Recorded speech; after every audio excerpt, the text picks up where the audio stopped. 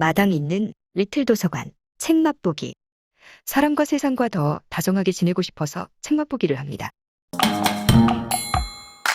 박형리 대하소설 토지, 책 맛보기 24번째입니다. 거역하는 남자, 항복하는 여자, 그들의 순전한 사랑에 대하여 라는 제목으로 양반 교수 서희와 그녀의 시중을 드는 길상, 두 사람의 사랑을 스케치합니다. 길상은 고백하고 서희는 청혼을 하는데 그 풍경은 어찌된 일인지 영혼을 말끔하게 씻어주는 듯합니다. 길상은 상전 서희에게 제 마음대로 대들 뿐만 아니라 제 마음껏 조롱하면서 사랑을 고백합니다. 그에 응수하는 서희의 프로포즈 또한 만만치 않습니다. 악동같이 마구 응석을 퍼붓는 것이 서희의 청혼입니다. 거칠기가 이를 데 없는데도 사랑스럽습니다. 서희는 가식을 떨 줄 모르는 상전이며 길상은 아부를 떨 줄 모르는 하인입니다. 서희의 언행은 언제나 가식 없이 곱고 바릅니다. 가식 없이도 능히 생존이 가능한 부유한 양반가에서 자랐기 때문인지도 모릅니다. 길상이 역시 거짓이 없습니다. 최참판댁 식솔이 되기 전에는 절 밖을 벗어나 본 적이 없어서 그런지 길상은 다른 사람을 기만할 줄 모릅니다. 서희는 상전이고 길상은 하인인데도 두 사람은 똑같이 늠름하고 당당합니다.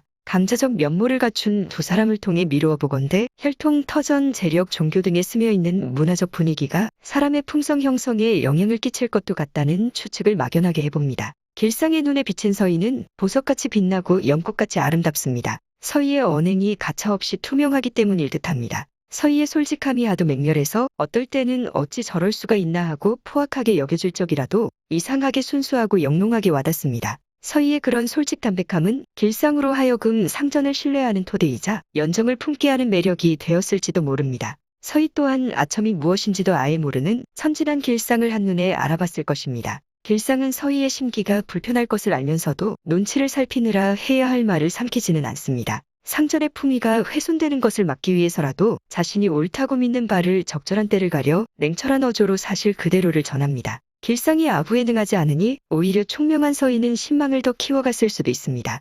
소년 홍희에게 26살 길상은 참새에게조차도 신뢰를 얻고자 애를 쓰던 아저씨였습니다. 홍희는 용희와 이민의 아들이면서도 월선이를 친 엄마처럼 잘 따랐던 아이입니다. 홍희는 길상이가 참새 가족들 먹으라고 수수 알갱이를 마당에다가 흩뿌려 놓고서 지켜보던 모습을 떠올립니다. 언젠가 말이요. 작년인가 아버지 심부름을 갔는데 길상이 아재가 들창문에 문구멍을 뚫어놓고 밖을 내다보고 있었어. 나를 번쩍 안아서 들창문 문구멍에 눈을 갖다 대주는 거 아니겠어?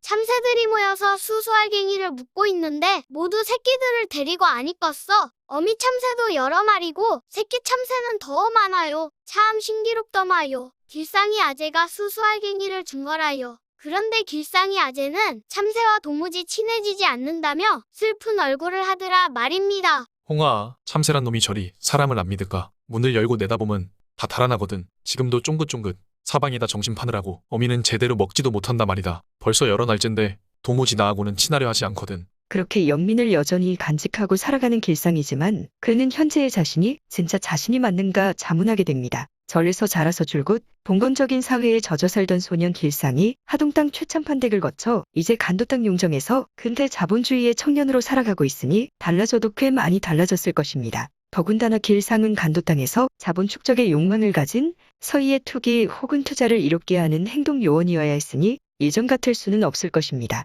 길상은 번성했던 용정도시에 대화재가 휩쓸고 간 뒤 잿더미로 폭삭 변한 모습을 보고서 자신 역시 그와 마찬가지로 엄청 변했다는 사실을 자각하면서 그만 슬퍼지고 맙니다. 저를 둘러싼 산봉우리 밖에는 세상이 없는 줄 생각했었지. 그렇게 믿었던 어린 상전은 좀 더 커서 윤씨 부인 가마를 따라 섬진강 강물을 따라서 가느다란 운명의 세월의 줄을 타고 이곳까지 오지 않았는가. 이곳 언덕에 와서 우뚝 서 있는 한 육신이 과연 자기 자신일까? 길상은 생각해보는 것이다. 한 인간의 육신이 흐느껴지도록 슬프다. 길상은 폐허로 변해버린 도시의 거리를 바라보다가 세월 따라 터전 따라 변화되어 온 자신을 실감하게 된 것입니다. 그런데 길상은 변화한 자신이 왜 자랑스럽지 않고 서글펐을까요?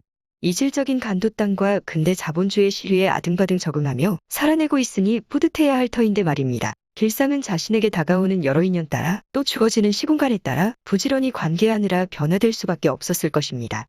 변화되어야만 살아낼 수 있었을지도 모릅니다. 그런데 길상은 혹시 한결같이 변함없이 살고 싶었던 것일까요? 아니면 과거 어릴 적의 자신과 달라진 현재의 모습이 자기 마음에 들지 않았던 걸까요? 길상은 내일이면 재로 변한 저 죽은 도시를 살리기 위해 새 집을 지을 목재를 사러 회령에 가야 합니다. 새로운 필요와 주어진 조건에 따라서 길상은 황폐한 도시를 살리는 데에 동참하게 될 것입니다. 그러다 보면 죽은 도시는 차츰 살아날 것을 길상은 압니다. 도시가 현재 저렇게 죽어 있는 것은 과거에 살아 있었기 때문이라는 것도 더불어 알아차립니다. 원인이 결과가 되고 다시 그 결과가 원인이 되는 과정을 되풀이하면서 숱한 인연들을 받아들이고 관계 맺으며 변화는 끊임없이 이어져 갈 것을 인식합니다. 그와 마찬가지로 삶이 죽음이 되고 죽음이 다시 삶으로 이어지는 일이 끝없이 반복되리라는 것도 길상은 미루어 짐작합니다. 그리하여 길상의 사유는 죽지 않는 인간으로까지 나아갑니다. 길상이 발길을 옮겨 놓는다. 구름진 곳을 휘청휘청 올라간다. 길상은 바위에 등을 대고 가물거리는 별들을 오랫동안 올려다본다. 도대체 얼마나 오랜 세월을 별들은 저렇게 가물거리고 있었더란 말인가. 용정 도시의 거리 쪽으로 시선을 옮긴다. 무너지고 재가 되고 폐허로 변한 곳, 저 잿더미는 죽음일까? 저 사물의 변화는 과연 죽음일까? 끝이 없는 세월과 가히 없는 하늘은 있는 것일까? 없는 것일까? 끝이 없고 가히 없는 것이라면 없을 것이다. 근원의 생명도 항구불멸이라면 근원의 생명이란 없는 것이다. 그렇다면 죽음도 없는 것이다. 길상은 우주 모든 것은 살았기 때문에 죽고 죽었기 때문에 살아나는 그 과정을 끊임없이 되풀이하게 되므로 한 모양으로 머물러 있지 않다는 제 핵무상에 공감합니다. 또 이 세상에 존재하는 모든 것은 인연으로 생겨나고 인연 따라 변해가니 나라는 것도 인연에 의해 끊임없이 변하므로 나를 나라고 규정지을 나의 실체는 없다는 제법 무화에도 공감합니다.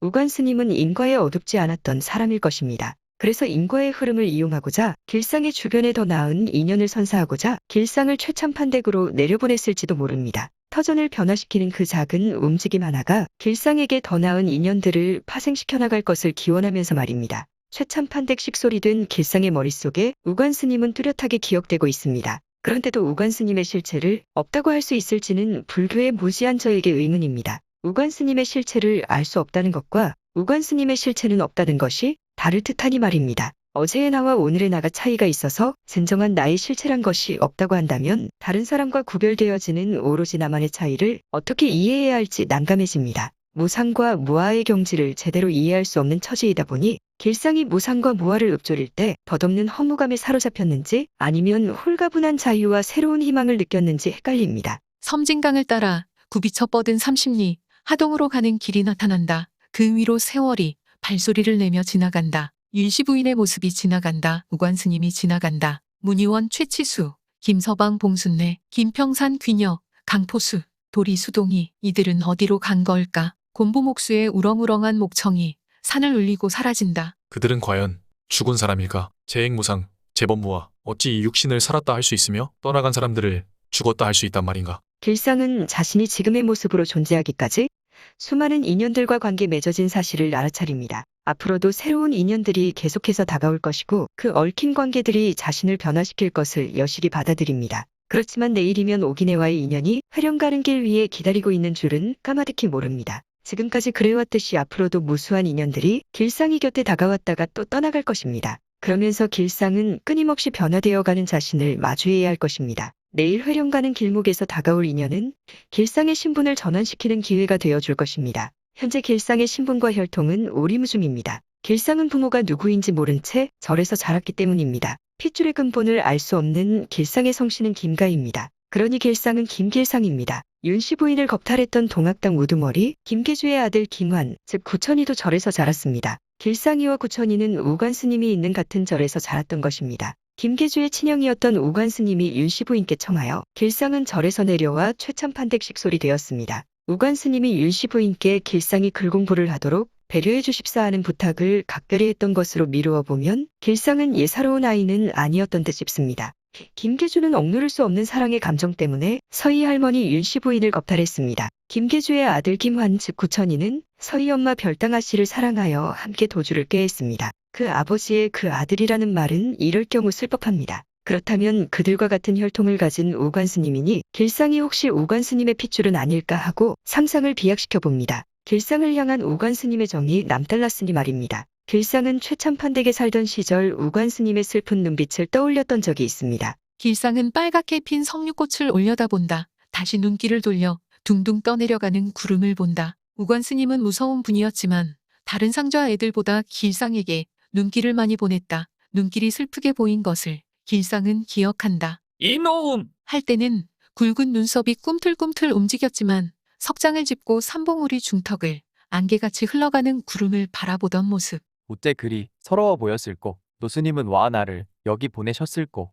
살아생전 서희 할머니 윤씨 부인은 서희의 혼처로 이부사댁 이상현을 내심 받았습니다. 상현은 이동진의 두 아들 중에 맞이입니다. 이동진은 윤씨 부인의 아들 최치수와 동문수학했던 친구로서 양반이면서도 상민층을 동정하고 이해했던 사람입니다. 그는 노비문서를 불태워서 종들을 내어보내고 자신은 국경을 넘어 북쪽 땅으로 가서 조선이 재건되기를 바라며 헌신했습니다. 윤씨 부인은 가장의 집을 비운 이부사댁 집안 살림을 돕고자 갖가지 곡식을 달구지에 실어서 보내곤 했습니다. 곡식을 싣고 간 날 길상은 감나무 밑에서 콩국수를 먹습니다. 국수를 반쯤 먹었을 때 나무가 흔들리면서 감이 우수수 떨어집니다. 흙먼지도 함께 국수 위에 내려앉습니다. 10살쯤 된 상현도령이 나무 위에서 장난을 쳤던 것입니다. 길상은 그런 상현이 싫습니다. 상현이 나무에서 내려와 감이 수북이 떨어져 있는 국수를 마저 먹으라고 명령합니다. 길상에게는 뼛속까지 하인 신분이 각인되어 있지는 않았던 걸까요? 아니면 떡잎부터 알아본다고 장차 하인 신분에 머무를 사람이 아니라서 그랬을까요? 길상은 몹시 난감하고도 비통한 심정이 되었을 것임에도 불구하고 당당하게 상현도령과 맞습니다.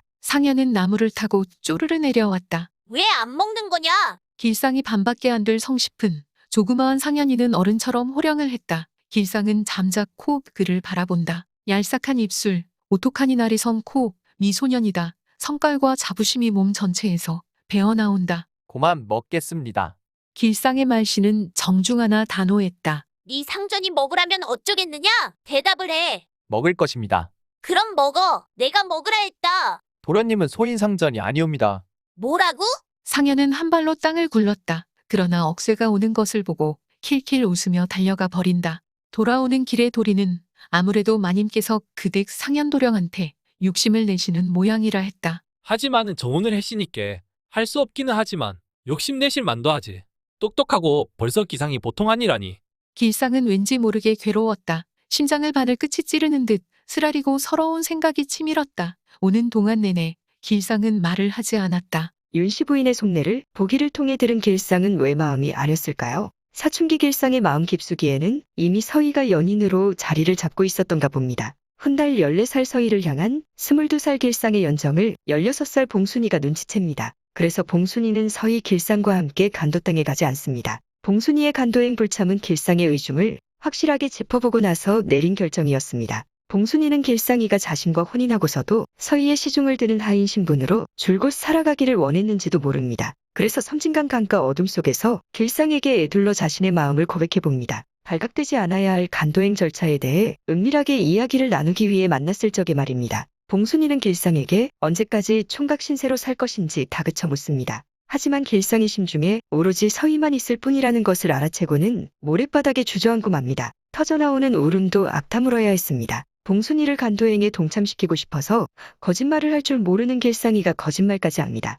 간도 땅에 가서 혼인을 하자는 약속을 하지만 봉순이는 현혹되지 않습니다. 길상이를 약속 지키지 못하는 나쁜 사람으로 만들지 않으려는 우정의 배려인지도 모릅니다. 아니면 견디기 힘든 질투와 상처로부터 자신을 보호하려는 현명한 결단이었을 수도 있습니다. 봉순이는 길상의 마음을 다시 한번 떠보지 않고는 견딜 수 없었다. 나 진짜로 소리 공부해서 기생될까 보다. 간도에 가면 별 수 있을라고? 나 같은 것. 그나저나 거기는 언제꺼정 머리꼬리를 느리고 있을 참인가? 22, 아니 23, 나이도 적자는데 남보기가 안 부끄러운가 모르겠네. 울음이 터져 나올 것 같으면서 빈정거리는 말투다. 아, 나는 애기씨만 아니라면 중될 몸이지. 봉순이는 모랫바닥에 퍼질러 앉는다. 애기씨만 아니라면 중이 될 몸이라고? 애기씨는 왜? 몰라서 묻는 말은 아니다. 그거는 은혜 때문이다. 돌아가신 마님께서 나를 사람으로 만들어주셨고 일도 배우게 하시고 장가를 들면 애기씨를 저버리는 게 된다. 그 말가? 거짓말 마라.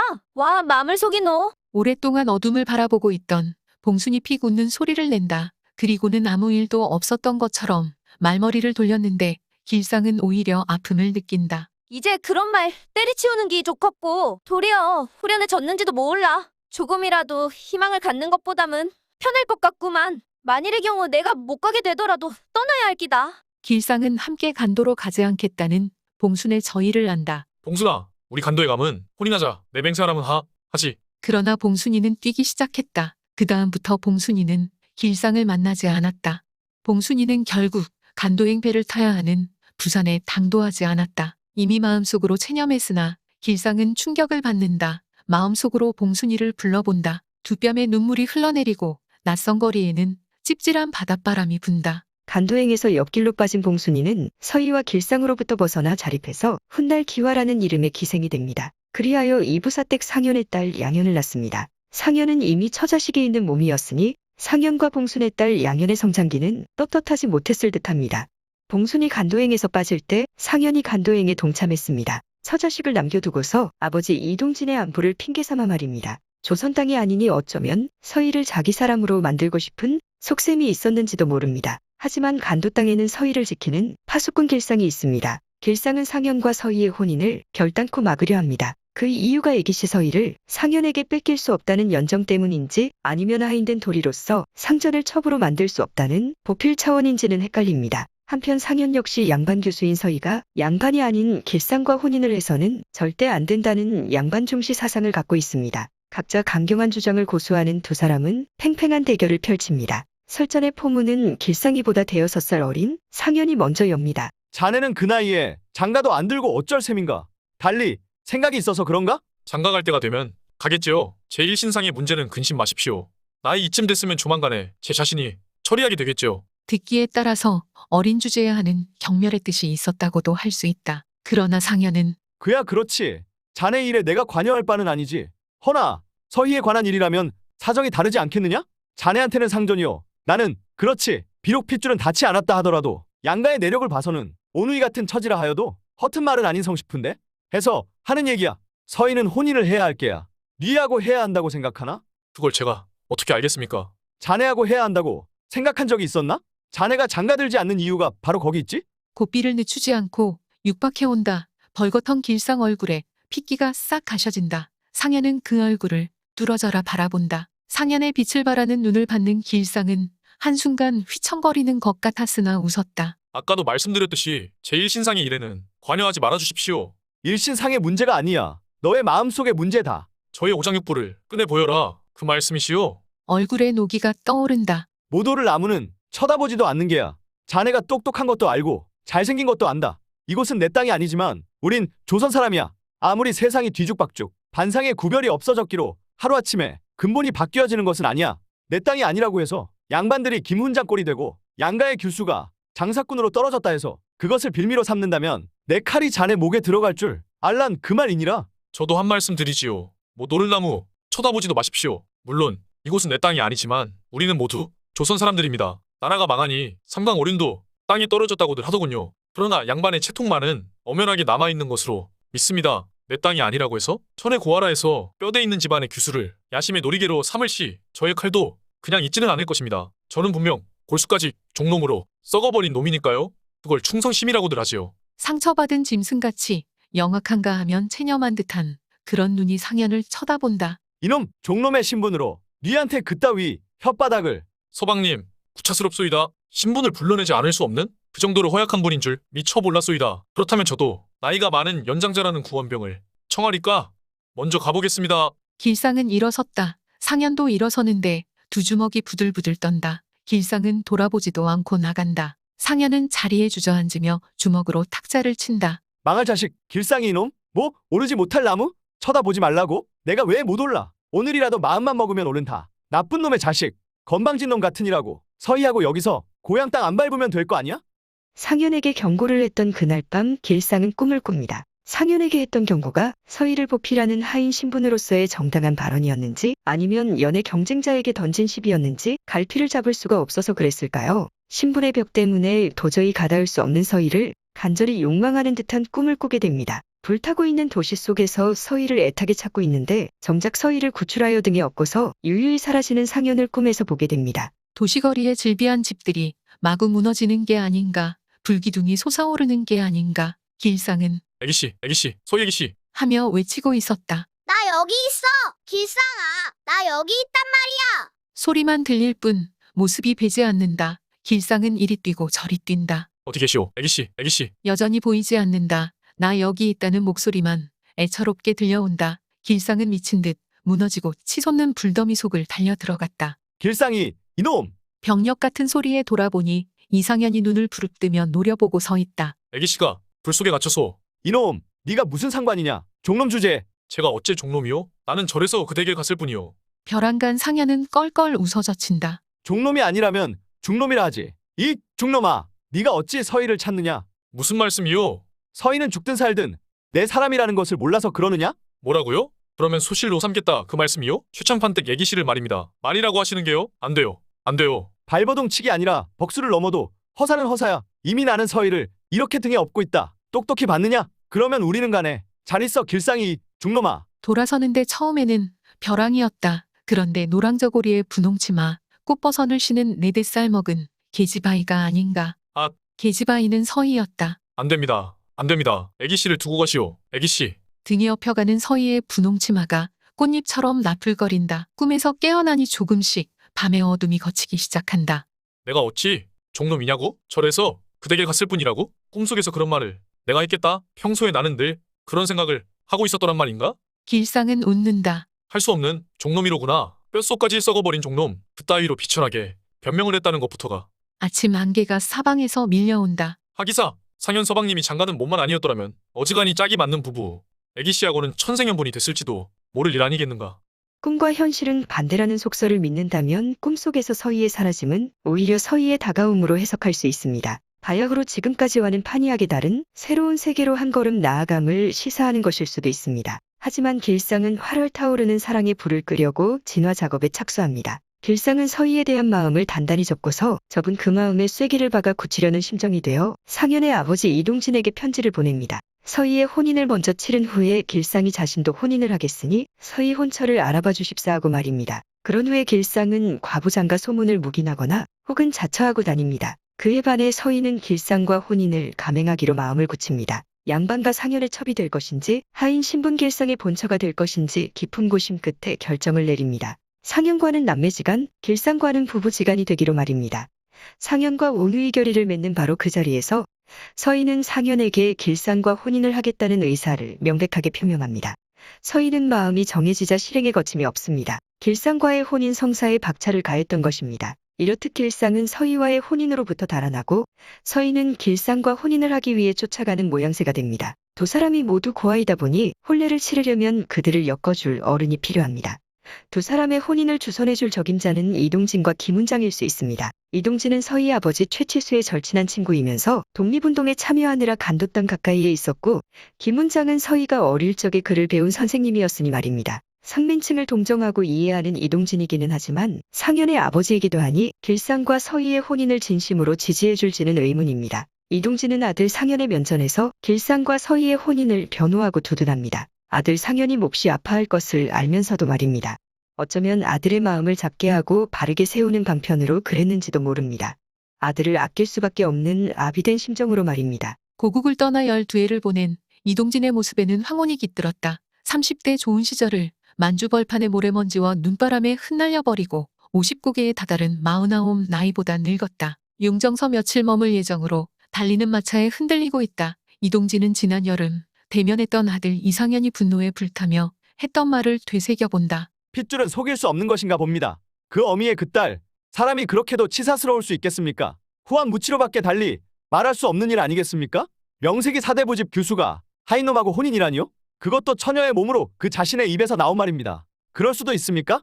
아버님께서 돌아가신 서희 아버님과의 우애를 생각하시면 외면하실 수 없는 일 아니겠습니까?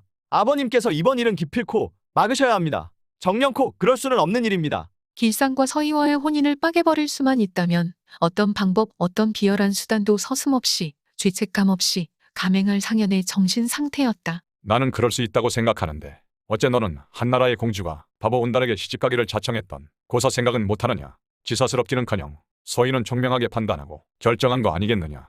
서희는 윤씨부인 그 어른의 손녀구나 하는 생각이 불현듯 드는구먼. 서희는 비록 계집아이지만 사내보다 담력이 있어. 눈도 매눈이야. 아마 연해주 간도 바닥을 다 찾아도 길상이만한 신랑감은 없을걸 뿐이겠느냐. 하동 땅에 있었다 하더라도 그만한 배필을 구하긴 힘들게야. 길상이는 서희한테 아주서 걸맞는 짝이니라. 이동진은 자신의 말 한마디 한마디가 비수가 되어 아들 심장에 꽂히는 것을 안다. 그러나 피는 흘릴 만큼 흘려야 종기는 치유되는 법이다. 패배감과 증오심에서 이글이글 타는 눈이 마치 원수를 보듯 아버지를 쏘아본다. 갑자기 상현은 목을 꺾어버리듯 고개를 숙인다. 터져나오려는 울음을 참는 것이다. 비로소 상현은 자기 마음속에 난 상처가 얼마나 깊은 것인가를 절감한다. 서희 마음 한구석에 자기를 향한 한 줄기 사모의 정은 있으려니 하던 희망까지 완전히 난도질당한 것을 깨닫는다. 과연 길상은 나의 적수인가? 그 알량스런 가문 하나 뽑아버린다면 길상은 나 상현을 훨씬 능가하는 인물이 아니냐? 이동진은 아들 상현 앞에서는 길상과 서희의 혼인을 확고부동하게 지지했습니다. 그러나 서희 혼사에 관여하기 위해 용정에 도착한 이동진은 정작 길상의 편이 되어주지 않습니다. 서희의 신랑감으로 길상이만한 적임자는 없다고 단언했던 이동진이 길상을 도외시했던 것입니다. 아무리 상민층의 우호적인 이동진이라 하더라도 그 역시 양반 혈통의 보유자였으니 하인 신분과 다름없는 길상과 양반 교수 서희와의 혼인이 꺼림칙했을 수 있습니다. 이동진은 최참판댁 사랑 아궁이에 불을 지피기 위해 장작을 하나를 안고 오던 소년 길상이가 기억에 생생합니다. 까탈스러운 최치수의 성미를 맞추느라 예예 하며 시중을 들던 하인 길상의 모습이 잊히지 않습니다. 그러니 서희와의 혼인을 절대로 용납할 수가 없었을까요? 아니면 서희를 사모하는 아들 상현을 떠올리니 길상과의 혼인을 회방놓고 싶은 심사가 되어버렸던 걸까요? 이동진은 김훈장이 길상과 서희의 혼인을 극구 반대할 것을 너무나 잘 알고 있습니다. 그런데도 그는 버젓이 길상과 함께 김훈장을 찾아갑니다. 양반 혈통을 중시하는 김훈장의 목소리를 길상에게 직접 들려주고자 하는 심통으로 말입니다. 이동진은 자신의 견해를 김훈장이 강한 어조로 대신해 주기를 원했던 것입니다. 그런 이동진의 속셈에서 간교한 정치꾼적 발상이 읽힙니다. 이동진은 오랫동안 독립운동 일선에 몸담아 오면서 음흉하지 않으면 살아남을 수 없는 정치 바닥 풍토에 어느새 젖어들었는지도 모릅니다. 이동진이 김훈장에게 먼저 서희가 표명한 혼인 의사를 차분하게 전달하는 것으로 폭력의 기운은 감돌기 시작합니다. 이동진은 예를 갖춘 세련된 능청스러움으로 바로 곁에 앉은 길상을 향해 폭력의 포문을 열었던 것입니다. 지난 여름 상현이가 와서 소생한테 한 얘기가 있어서이다. 길상이는 모르는 일이겠습니다만 서희가 길상이하고 혼인할 것을 원한다는 얘기였었어. 저런 해괴 망측한? 김훈장이 소리 지르는 것과 동시 길상의 얼굴에선 핏기가 사라진다. 길상이 동석한 것을 깨달은 김훈장은 허둥지둥 담뱃대를 찾는다. 연기를 뿜어내면서 눈을 감는다. 양편에 다 부모가 없는 만큼 훈장 어른께선 길상의 아버님이 되신 셈치시고 소생은 서희 아비 된 셈쳐서 일을 진행시키는 것이 옳을 줄 생각합니다. 그것은 안 되는 얘기입니다. 총알같이 길상의 음성이 날아들어왔다. 그의 손등에서는 피가 흐르고 있었다. 언제 그리했는지 손등을 물어뜯은 것이다. 팽팽한 긴장이 감도는 방안. 김훈장 이동진 어느 편도 길상의 손등에서 피가 흐르고 있다는 것을 모른다. 저는 이미 언약을 한 여자가 있습니다. 애기 씨도 알고 계시지요. 이상한 일이었다. 이동진의 어깨가 축 처진다. 실망이기보다 안도의 분위기다. 김훈장은 부지런히 담배를 피워댄다. 야합이 아닌 다음에야 그런 일은 있을 수 없지요. 서희 그 아이가 실리에 너무 눈이 어두워서. 하지 말았어야 할 김훈장의 말이다. 길상의 턱 밑에 심한 경련이 인다. 문틈 사이로 찬 겨울바람이 스며드는데 길상의 이마에서는 땀이 배어난다. 간드 땅으로 이주해온 평사리 사람들에게 김훈장의 존재는 미미해져 갔습니다. 다들 낯선 땅에서 척박한 삶에 적응하느라 여유가 없었기 때문입니다. 그렇지만 오로지 길상이만이 김훈장의 거처를 걱정하고 힘들게 마련해서 보따리를 들고 직접 이사를 도왔습니다. 간드 땅에서 김훈장의 의식주를 해결해준 은인이 길상이었던 셈입니다.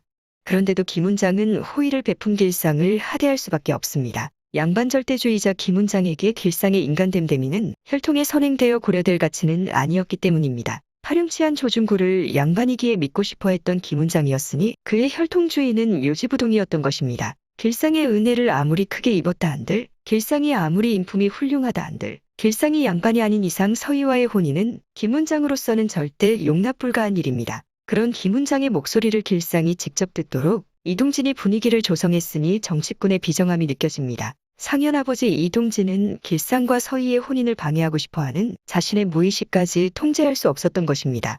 사실 길상은 이동진과 김훈장의 의사와 상관없이 서희로부터의 탈주를 모색하고 있는 터였습니다. 그런 와중에 두 어른은 길상과 서희의 혼인을 절대 불가한 것으로 기정사실화시켰던 것입니다. 김훈장과 이동진 두 사람 모두에게서 배척당한 느낌이 들었을 길상은 그날 밤 변두리 술집을 찾아 만신창이가 되어 홀로 밤새도록 술을 마십니다. 넓은 세상 한가운데서 외따로 동떨어진 길상은 그 절절한 적막감을 부여안고서 얼마나 가슴이 아렸을까요? 혼술하는 길상은 뱀이 되어 뱀과 대화를 나눕니다. 길상은 따리를 틀고 대가리만 지켜든 뱀의 형상을 하고서 밤새도록 술을 마시는 것이었다. 뱀아, 모든 인간한테 저주를 받은 뱀아. 나도 슬픈 뱀이고 너도 슬픈 뱀이다. 난들 뱀이 되고 싶어 되었겠나? 넌들 뱀이 되고 싶어 되었겠나? 왜 뱀이 싫은가? 뱀이기 때문이다. 왜 싫은가? 쌍놈이기 때문이다. 어느 뼈다귀에 자손인지 모르기 때문이다. 길상은 김훈장의 배척이 견딜 수 없을 만큼 매정하게 다가왔을 것입니다. 이동진의 이중적 면모도 감당하기 벅찼을 것입니다.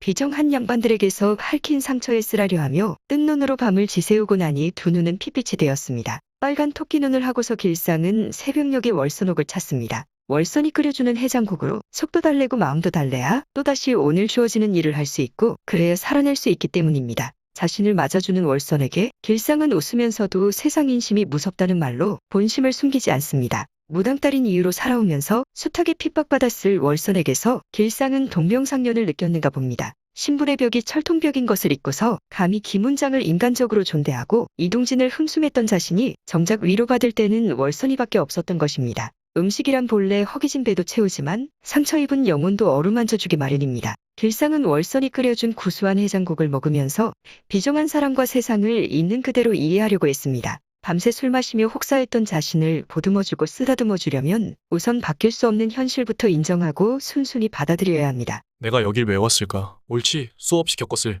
그 무서움이 새겨진 월설아짐의 얼굴이 보고 싶어 왔을 게야. 길상은 뜨거운 국물을 마신다. 속이 따갑다. 쓰라린다. 한데 어떤 쾌감이 있다. 아픔에서 오는 쾌감이다. 더 아파라. 더.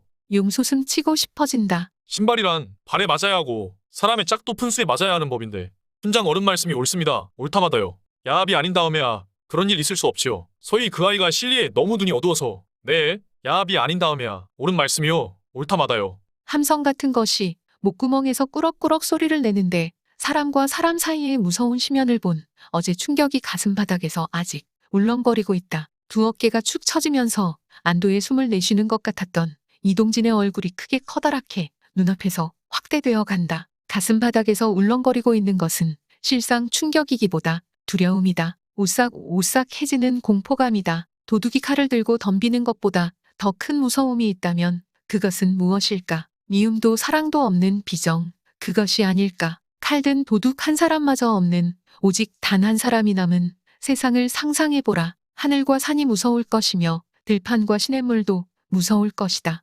비정이기 때문이다. 단 하나 남은 사람은 차츰 들판을 산을 닮아가고 사람이 아니게 되어 갈 것이다. 사람이 사람 아니게 되어가는 공포. 처음 서희가 길상이하고 혼인할 것을 원한다는 얘기를 이동진이 꺼내었을 때는 충격이었다. 평소 서희의 마음을 짐작했으면서도 전혀 처음 듣는 놀라움이었다. 밤길에서 허공을 디딜 때 가슴이 철렁 내려앉는 그리고 격해지는 감정에 저도 모르게 손등을 물어뜯은 것이다. 반 이상을 태운 용정에 김훈장이 기거할 곳이 없을 때 여기저기 수소문해서 마땅한 곳을 찾고 보따리를 들고 이사해준 사람이 길상이다. 김훈장이 사람됨이 잔인해서도 아니고 고의로 한 말이 아니다. 사람됨이 잔인했거나 고의로 한 짓이라면 미워해버리면 그만이다. 등을 돌려버리면 그만이다. 김훈장은 오히려 착한 편이다. 정직한 사람이기도 하다. 사리사욕도 별반 없는 사람이다. 고지식하다. 그의 입에서 나온 말들은 그로서는 당연하다. 추호도 이상할 것이 없는 그의 말이다. 결코 반대 그 자체가 부당했다는 것은 아니다. 부당했던들 어떠랴. 아픔이 있고 미움이 있고 신락 같은 괴로움이라도 있었더라면 몇백 년의 세월이 몇백 년의 제도가 빚어낸 메울 수 없는 심연, 이편과 저편이 결코 합칠 수 없는 단층. 왜 그것을 여태껏 못 깨달았는가? 아니 못 깨달았을 리가 있나? 길상은 상처를 어떻게 치유해야 하는지 아는 듯합니다. 일단 길상은 마음씨가 푸근한 월선이가 만든 맛있는 음식을 먹습니다. 마음이 힘들 때라도 어쨌든지 맛난 음식으로 속을 든든하게 채워야 한다는 것을 길상을 통해 배웁니다. 음식을 먹은 후에는 아무리 마음이 괴로워도 여느 때와 다름없이 일을 해야 한다는 것도 배웁니다. 길상은 창고 정리에 몰두하면서 지난밤을 온통 휘젓던 고통에서 노연합니다. 길상은 창고에 박혀서 재고 조사에 열중하여 장부 정리를 말끔하게 끝냅니다. 지난밤을 꼬박 뜬 눈으로 세운 길상은 오후 3시쯤 되자 창고방에서 냄새나는 이불을 뒤집어 쓰고 잠을 잡니다. 피곤함에 절었으니 푹 숙면을 취하고 나면 심신도 개운해질 법합니다. 그런데 그만 길상의 번뇌는 꿈속까지 쫓아오고야 맙니다. 괴로운 잠에 빠져들어갔다. 허공에 떨어지는 꿈을 연달아 꾼다. 쫓기는가 하면 쫓고 벼랑인가 하면 벌판. 쫓는 사람 쫓기는 사람은 서희였다가 상현으로 변하기도 했다. 길상은 서희가 자신과의 혼인을 원한다는 것을 알게 되었음에도 불구하고 단 한치도 서희 앞으로 다가서려 하지 않습니다. 서희가 상현에게 온누이 결의를 다지고 길상과의 혼인을 표명했던 때는 서희 나이 19의 여름이었습니다. 그 획기적인 전환이 일어났던 여름이 다가도록 두 사람 사이에는 아무런 일도 일어나지 않았습니다. 길상의 과부 장가 소문만 무성한 채 가을도 다 지나가고 이제 12월로 접어듭니다. 계절은 바뀌고 바뀌어 가건만 길상과 서희의 혼인은 진척 없이 제자리를 맴돌 뿐입니다. 길상과 과부 오기내가 회령에서 살림을 차렸다는 소문만 서희 귓전에 날아듭니다. 누가 어느 정도의 소문을 서희에게 옮겨놓았는지 알 길은 없다. 다만 확실한 것은 회령의 일을 서희는 거의 정확하게 알고 있으리라는 것이다. 가느다란 시로라기 한 가닥 같은 귀띠만 잡아도 예리한 추리력은 맹렬하게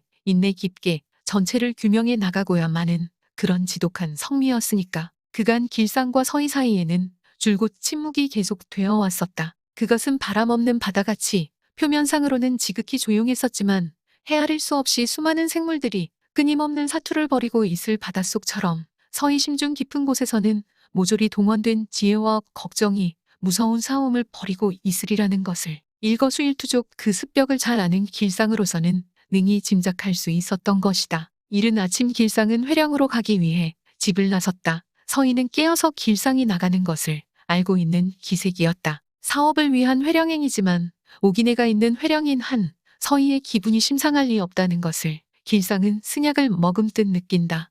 길상은 자신과의 혼인을 원하는 서희의 의사를 철저하게 묵살합니다. 서희는 기다림에 지쳤을까요? 드디어 서희는 길상이 과부와 살림을 차렸다는 소문이 사실인지 진상 파악에 스스로 나서고자 합니다. 설사 그 소문이 사실이더라도 혼인을 포기할 서희는 아닙니다. 소문을 잠재울 수 있는 해결책을 기필코 찾아내고 마침내 길상과의 혼인을 성사시키고야 말 서희입니다.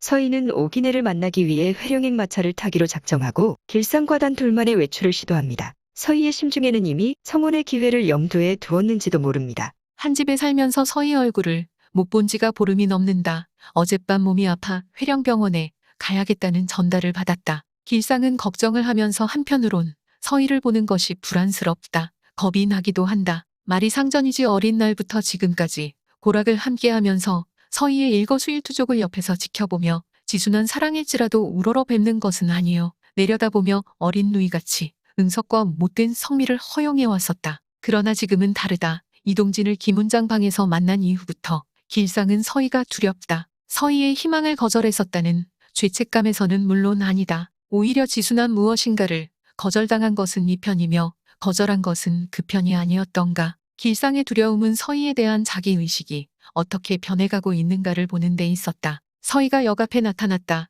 발목까지 내려오는 진갈색빛 긴 망토가 작은 몸을 감싸고 있다. 손에 낀 가죽 장갑도 갈색이다. 처음 입어본 옷인데 오랫동안 옷 맵시를 익혀버린 듯이 자연스럽고 서희에게는 썩 잘 어울렸다. 어디가 분명 아프긴 아프신 모양이야. 안색이 좋지 않아. 길상은 미간을 모으며 유심히 서희를 바라본다. 여이어서 서희의 눈동자는 커다랗고 한결 짙어진 눈시울은 눈 가장자리에 병적인 음영을 들이우고 있었다. 얇고 부드러운 입술도 다소 푸르스름한 것 같다. 그러나 병적인 음영과 초췌해 보이는 얼굴은 오히려 처연한 아름다움을 발산한다.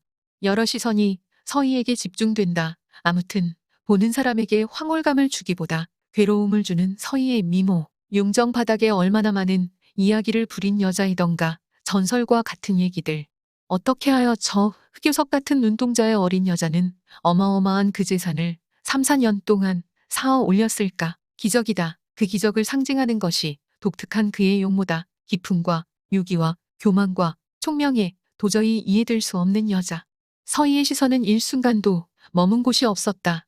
길상에게조차 단일별을 허용치 않고 마차에 오른다. 털을 바닥에 깐 작은 단화. 사람들이 마지막 본 것은 서희의 그 귀여운 구둣발이었다. 서희의 시중을 들던 새치미가 외출에 동행하지 않으니 길상은 당황합니다. 양반가 교수 서희는 한 발이라도 밖으로 나갈 때는 반드시 새치미를 대동했으니 말입니다. 새치미는 길상에게 여행 가방을 건네주고는 실쭉 웃으며 가버렸습니다. 여자인 서희 시중을 누가 들 것인지 남자인 길상은 난감해집니다. 지금까지 생전하지 않던 일을 감행할 정도로 서희에게 길상과의 혼인은 간절한가 봅니다. 용감한 여자 서희는 길상과의 혼인을 어떻게 성사시켜 나갈까요? 길상은 지금까지 줄곧 봐왔던 애기씨와는 전혀 다른 행보를 보이는 서희 모습에 의혹이 증폭됩니다. 왜 새치미를 안 데리고 가실까? 이상한 일이다. 그는 그렇고 여관에 묵게 될 텐데 시중은 누가 들어주지? 정말로 아픈 걸까? 아프지 않은 것을 아프다 할 이유가 없지 않은가? 거짓말을 해야 할 까닭이 없단 말이야. 역시 어디가 아프신 거야. 마차 안에서 길상은 모포를 서희 무릎에 덮어준다.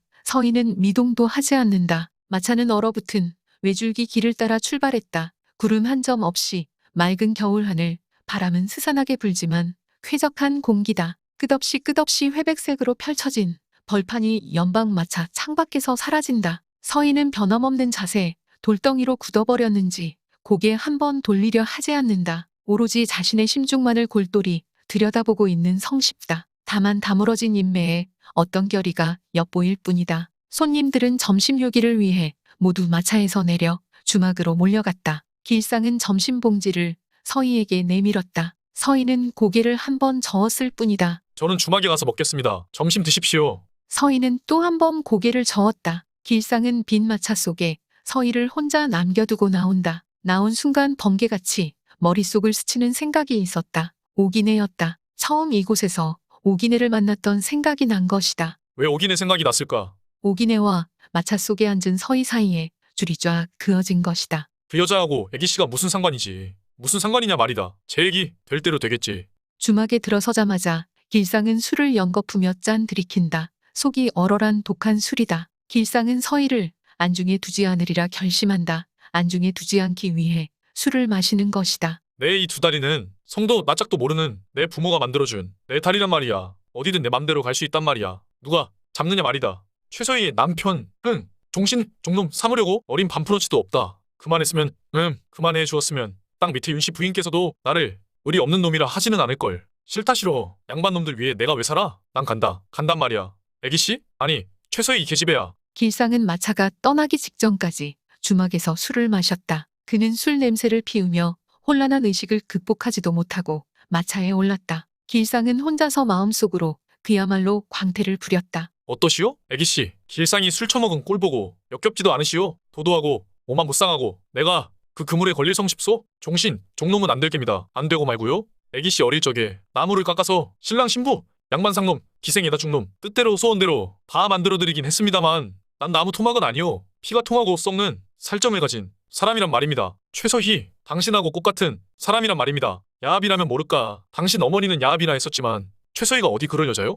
회령에 도착했다. 길상의 마음속의 광풍은 계속하여 불고 있었다. 길상이 서희를 데리고 한양여관으로 들어섰다. 여관집 주인 여자는 서희의 자태를 보고 감탄에 맞이 않는다. 길상은 낯선 여관에 서희를 내버려두고 뒷날 아침 식사할 무렵이 되어서야 여관으로 돌아왔다.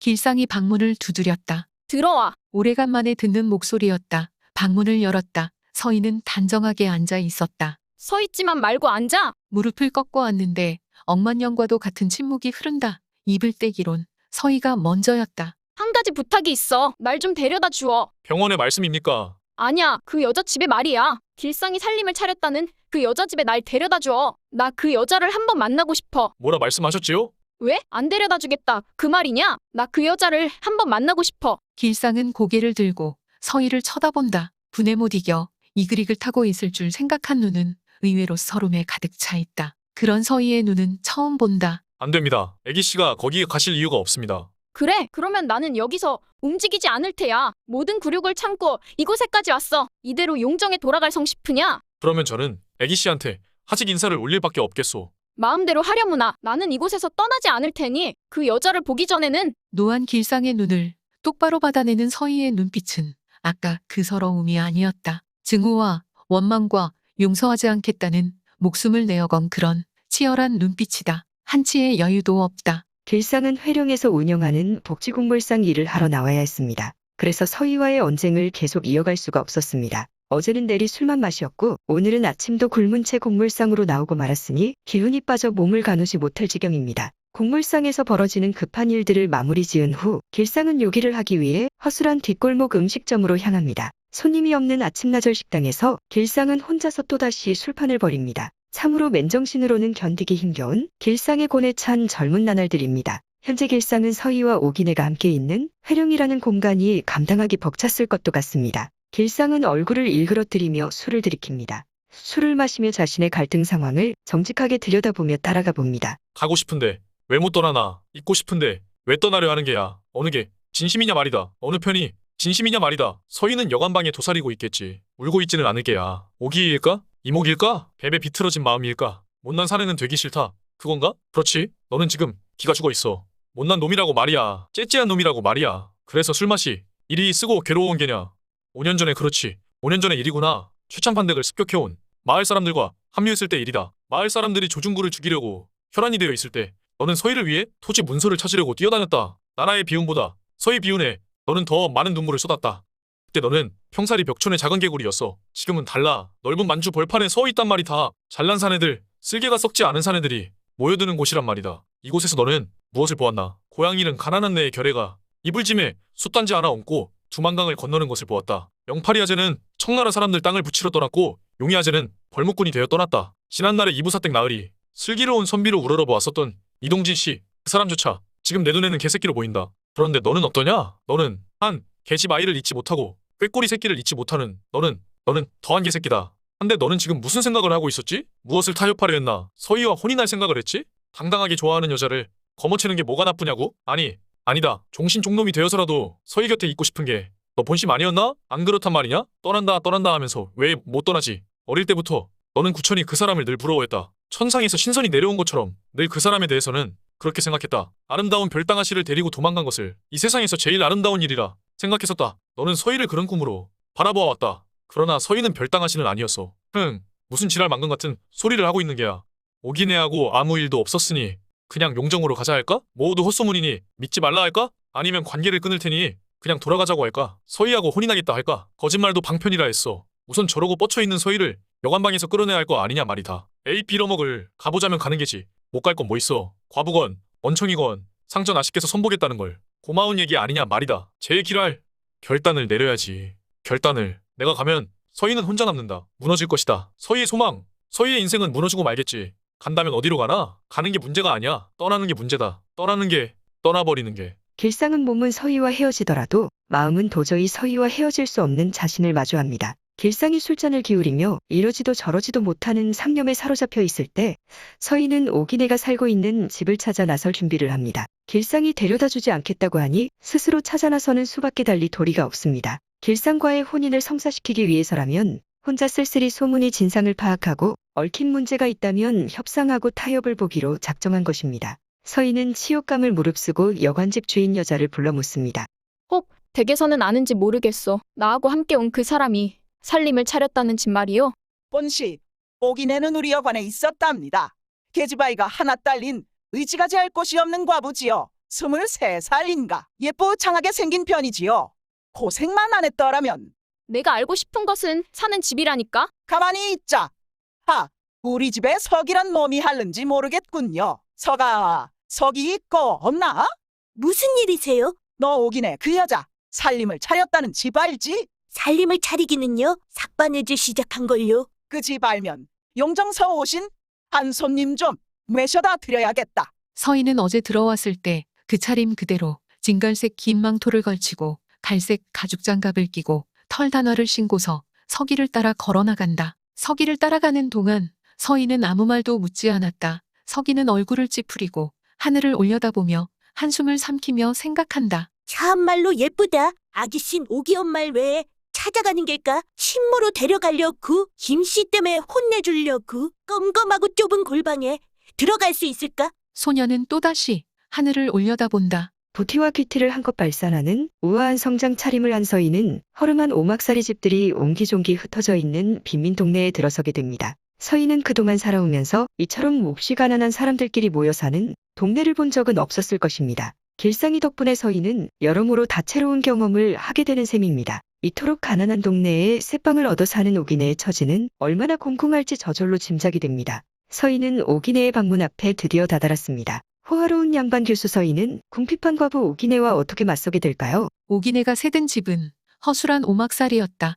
허술한 초가들이 산재에 있는 곳이었다. 서기는 오기 엄마가 사는 방문 가까이 가서 오기 엄마를 부른다. 그리고는 인사도 없이 다른박질 쳐서 달아나 버린다. 방문을 열고 얼굴만 내보인 오기네는 서희와 눈이 마주치는 순간 안색이 싹 변한다. 어dim에서 오셨음둥? 서희는 눈시울을 치켜 올리며 얼굴만 내민 오기네를 응시한다. 포수가 짐승을 겨냥하듯이. 앙상하게 여윈 얼굴이다. 머리칼에는 송가루가 앉았는가 희뿌옇다. 아무렇게나 걸쳐 입은 옷매무새. 잠시 들어가도 좋겠소? 옛꼬망, 방이 누추해서 일 어쩌겠음둥? 오기네는 오기를 방구석에 떠밀어 붙인다. 손뭉치도 아이 곁으로 밀어붙인다. 옷감을 말아들이고 가위실꼬리를 반지꼬리에 집어던지고 앙상한 팔이 거칠고 재빠르게 움직였으나 천조각 손부스러기는 여기저기 굴러있다. 오기네는 삭바느질로 남자 바지에 솜을 두고 있었던 것이다.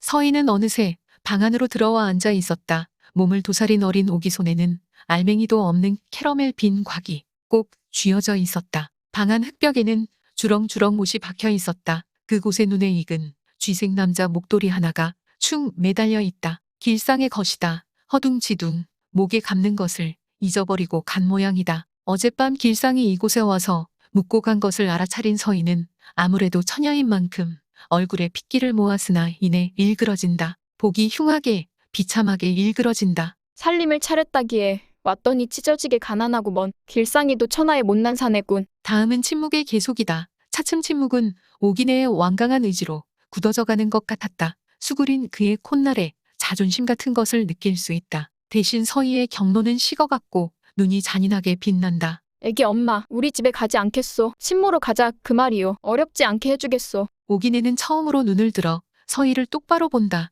의심과 경계의 빛이 팽팽하다. 싫습니다. 김씨 그분 저하고 무상관 없습니다. 동정을 받았습니다마는 형편이 펴이면 갚아드리겠다는 생각을 하고 있습니다. 펴일 날 있으면 갚아드려야지요. 그리 생각을 하고 있으니 목소리가 대쌀같이 곱게 울려온다. 서희 얼굴이 긴장된다. 그 사람은 애기 엄마랑 혼인할 생각을 하는데도 애기 엄마는 아니하겠다 그 말인가요? 서희는 거짓없이 말했던 것이다. 서희가 거짓없이 말했다는 것은 길상이 이 여자와 헤어지지 않을지도 모른다는 예감 때문이다. 서희는 마음속으로 뇌인다. 설령 사랑하지 않는다 하더라도 아니 사랑하고 있지 않아. 그건 서름 때문이야. 그렇다면 길상은 무엇을 원했으며 어떤 결과를 만들려는가? 서희는 눈길을 여자도 목도리도 아닌 곳으로 옮긴다. 서희가 알기로도 길상에게는 좋은 혼처가 많았다. 그것을 다 마다하고 볼품없고 가난했지들은 아이까지 딸린 과부와의 관계를 숨기지 않고 떠벌리고 다녔다는 것은 그것이 길상의 슬픔이라는 것을 서희는 비로소 느낀다. 아닙니다. 거짓말하는 걸 어째 모르십니까? 생각을 해보십시오. 어째 새 총각 처지에 어째 아이까지 딸린 과부댁하고 혼인을 하겠습니까? 사람을 괄시하면 안 됩니다. 누가 그 말을 믿겠습니까? 그러잖아도 그분이 도와준 돈을 갚겠다는 일념으로 밤새워가면서 바느질을 하고 있다고 가셔서 말씀 전해주시오. 이번에는 고든 목소리가 아니었다. 상처받은 비둘기가 날개를 퍼득거리듯이 강하게 흔들린다. 과부 오기네는 급빈층도 떳떳하고 당돌할 수 있으며 배려하고 베풀 수 있다는 사실을 일깨워줍니다. 살림이 가난하다고 해서 마음까지 가난하지는 않습니다. 비록 행색이 초라하고 남루하지만 공짜를 바라거나 남의 것을 넘보지도 않습니다. 부자에게 손 내밀어 구걸할 생각은 아예 없는 당찬 여자입니다. 티끌만한 비굴함도 찾을 수 없는 꼿꼿한 여자입니다. 체면을 차릴 줄 알고 염치를 아는 오기네의 단정한 모습에서 인간의 품격을 봅니다. 자기 목숨 자기 자식을 스스로 책임지고자 아등바등하는 오기네에게서 뿜어져 나오는 치열한 생기는 인간 생명 본연의 모습을 간직하고 있습니다. 그래서 자립하고자 힘쓰는 오기네의 드센 활기는 빛나고 아름답습니다. 길상의 과부장가 소문에 대한 진상 파악을 마친 서희는 오기네 새방을 나와 낯선 거리를 걷습니다. 오기네를 찾아갈 때는 소년 서기가 동행했지만 돌아오는 길은 오롯이 혼자입니다. 온전히 혼자 되어 무작정 걸으면서 서희는 오기네에게서 방금 받았던 인상을 상기합니다. 기가 센 서희가 오기네를 드세다라고 떠올리니 웃음이 절로 쿡 터져나옵니다. 기가 센 것으로 치면 둘째가라면 서러워할 최서희가 말입니다. 어쩌면 서희는 오기네에게서 동지의 비슷한 감정을 느꼈을까요? 오기네를 서희 자신과 똑같이 고아 같다라고 여기니 말입니다. 서희는 바람 부는 거리를 펄럭이는 망토자락을 꼭 쥐며 걷는다. 세상에 나서 오늘까지 혼자 걸어보기는 처음이다. 더군다나 집 떠나온 낯선 거리를 서희는 거리를 눈여겨보지 않고 걸어간다. 무턱대고 걷는데 방금 헤어진 오기네가 어른거린다. 북쪽 여자라서 그럴까? 성질이 드세다. 앙상하게 여윈 얼굴, 손가루가 앉은 뿌연 머리카락, 아무렇게나 걸쳐 입은 옷매무새, 눈앞에 밟힌다. 미움도 동정도 아니면서 무시할 수 없는 무게가 마음에 실려온다. 고아 같다. 뭐 언제는 내가 고아 아니었었나? 그렇지만 더욱더 고아 같다. 어쩐지 한반도 남쪽에 사는 서희나 북쪽에 사는 오기네 두 여자는 어딘지 모르게 닮아 보입니다. 서희와 오기네는 빈부격차가 천양지차로 엄청나는데도 말입니다. 아무튼 길상의 이상형은 적어도 내숭이나 아양을 떠는 음흉한 여자가 아닌 것만은 분명해 보입니다. 길상은 서희더러 보석이라 했습니다. 그렇다면 오기내는 극도로 가난함에도 불구하고 어여시 자식을 키우느라 악착스레 살아가니 더 빛나는 진귀한 보석이 아닐까 싶습니다. 홀로 걸어가는 서희에게로 날아갈 듯 홀가분한 자유가 찾아옵니다. 오기내의 대쪽 같은 반듯함이 서희에게 건네준 자유입니다. 오기내의 떳떳함은 자유 그 자체였습니다. 오기내의 올곧은 성품은 서희에게 개운하고도 무한한 자유를 선사했던 것입니다. 오기내가 서희에게 베풀어준 자유는 돈으로는 절대 살 수 없는 보배로운 자유입니다. 서희가 지금까지 한 번도 누려보지 못한 진품 명품 자유입니다. 못에 매달린 목도리를 보았을 때 서희는 여자를 집에 데려다 놓고 길상에게 고통을 주리니 생각했었다. 길상이 자기를 낯선 여관에다 내버려두고 여자 집을 찾아간 행위가 애정 없는 것이었다 하더라도 용서할 수 없었던 것이다. 결코 용서하지 않으리 그 무자비한 감정을 무엇이 풀어놨나. 풀린 것은 그것만이 아니다. 서희는 스스로 자기 자신마저 질곡에서 풀어버린 것이다. 용정에 쌓아 올려놓은 자기 성으로 돌아간다면 또 어떻게 변할지 알 수 없으나 그 끈질긴 원한에 사무친 보복심을 내버린 자유, 무겁고 숨막히는 철갑을 벗어버린 자유다. 사랑할 수 있는 자유, 다 버리고 어디든 떠날 수도 있다는 생각. 그러나 바람에 날려가는 나뭇잎같이 왜 슬프고 외로운지 고아의 느낌이 가슴을 저미는지 서희는 알 수가 없다. 덮어놓고 걷는다. 하늘 끝까지 내쳐 걸어갈 것처럼 걷는다. 서희는 걷고 또 걸으면서 무한한 자유로움과 절절한 외로움을 한꺼번에 만끽합니다. 낯설다는 것은 사람 본연의 감정에 솔직하도록 부추겨줍니다.